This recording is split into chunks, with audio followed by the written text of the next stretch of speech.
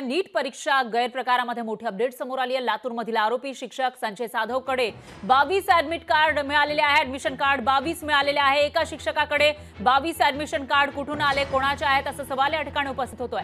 तर 8 admission card Bihar राज्यातील परीक्षा केंद्रावरचे असल्याची माहिती आहे आणि 7 ऍडमिशन कार्ड हे बीड आणि लातूरमधील एक हा लातूरमधील असल्याचं उघड झालंय। पोलिसांकडून आता पालक आणि विद्यार्थ्यांचा शिक्षकांचा तपास सुरू आहे। तर ज्यांचे ऍडमिशन कार्ड सापडलेले आहेत ते नेमके कोण विद्यार्थी आहेत, त्यांचे पालक कोण आहेत, शिक्षक कोण आहेत याचा तपास आता सुरू झाला आहे।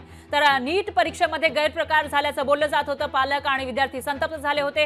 देशभरामध्ये ठिकठिकाणी यावरून आंदोलन केलं जात होतं। त्यानंतर तपासाला वेग आल्याचं पाहायला मिळतं आणि लातूरमधील आरोपी शिक्षक संजय जाधवकडे तब्बल 22 ऍडमिशन कार्ड सापडल्याची माहिती आहे। यामधील 8 ऍडमिशन कार्ड हे बिहार राज्यातील आहे। तर बिहार राज्यातील परीक्षा केंद्रावरची असल्याची माहिती आहे आणि त्यापैकी 7 ऍडमिशन कार्ड हे बीड आणि एक लातूर मधील असल्याचं उघड झालं आहे। तर पोलिसांकडून आता पालक आणि विद्यार्थ्यांचा त्या शिक्षकांचा तपास सुरू आहे।